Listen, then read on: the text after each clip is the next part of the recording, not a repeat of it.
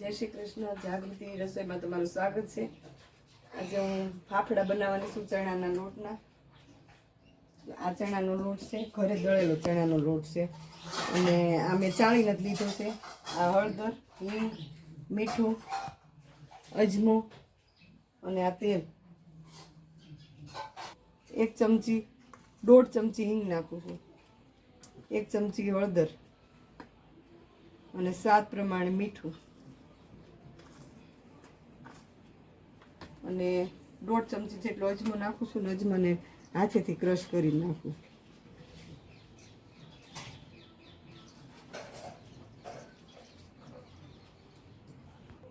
આ મોણ માટે આ 1 ચમચો, ત્યાં નાનો ચમચી નથી ને ચમચો નથી એવડો છે, એ એક જ નાખું છું. બહુ મોણ આમાં નહીં નાખવાનું. અને હવે આમાં લોટ બાંધી નાખું.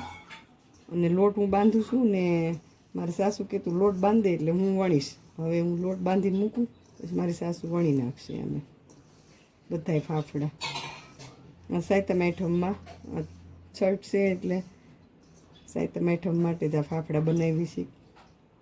હવે લોટ બાંધી નાખું. હવે આપણો આ પરફેક્ટ લોટ બંધાઈ ગયો છે ને 5 મિનિટ મેં રેવાઈ દીધો હતો.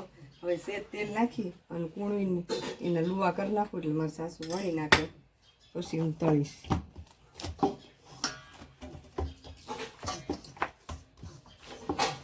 અને કૂણવવાનું બહુ જ તે.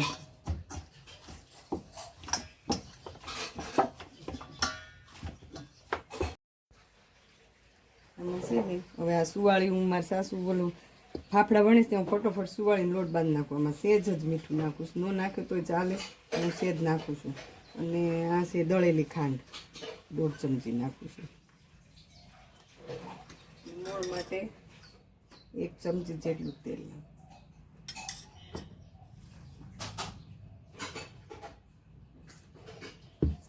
હું ફટોફટ આનો લોટ બાંધી નાખું સુવાળીનો, ત્યાં ફાફડા વણી નાખે. આજ રાંધણ ચડશે એટલે બધું ફટોફટ રસોઈ બનાવી નાખી. ઠંડુ કાલે ખાવાનું છે એટલે આપણો સુવાળીનો લોટ બંધાઈ ગયો છે. જો આવો રોટલી જેવો જ બાંધવાનો.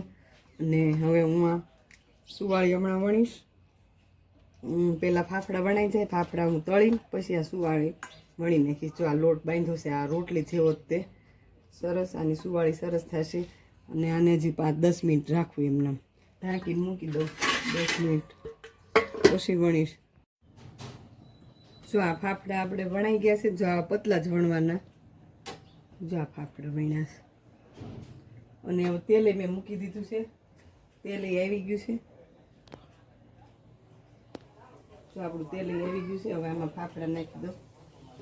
બબે ફાફડા તળવાના એટલે સરખા રીતના આખા તળાય, બેવડા ન વળી જાય.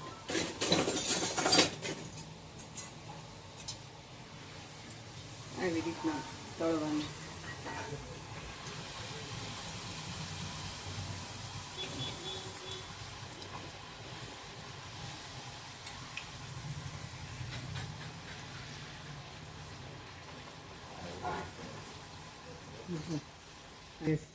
આવો કલર ફાફડા તળાય એટલે થવો જોઈએ.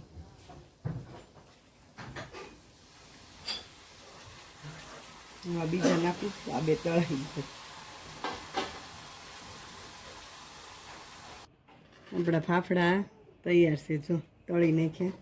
હવે સુવાળી તળી નાખીશ. હમણાં સુવાળી વણાઈ છે ને, હમણાં સુવાળી તળી નાખીશ. આ ફાફડા આ જો આપણી સુવાળી થઈ ગઈ છે. જો આવી વણવાની હાવ પાતળી સુવાળી વણાઈ ગઈ છે અને તેલે આવી ગયું છે. હવે હું આ તેલમાં નાખી દઉં. સુવાળી વણી તળી નાખું. અને ચીપીએથી આપણે સુવાળી ફાફડા એવું બધું ચીપીએથી લઈને તો આપણે સીધું રહે અને તેલ અંદર ન રહે. તેલ ભરાઈ જાય ધારે લઈને એમાં તેલ નીકળી જાય બધું ચીપીએથી લઈએ એટલે.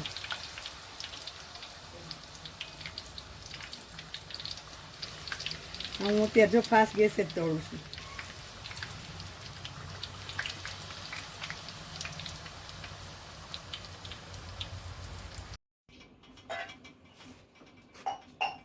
હલો, આ ફાફડા અને આ સુવાળી 2 તૈયાર છે સાતમ આઠમ માટે. જો તમને અમારા ફાફડાને સુવાળી ગમે તો લાઈક ને શેર કરજો.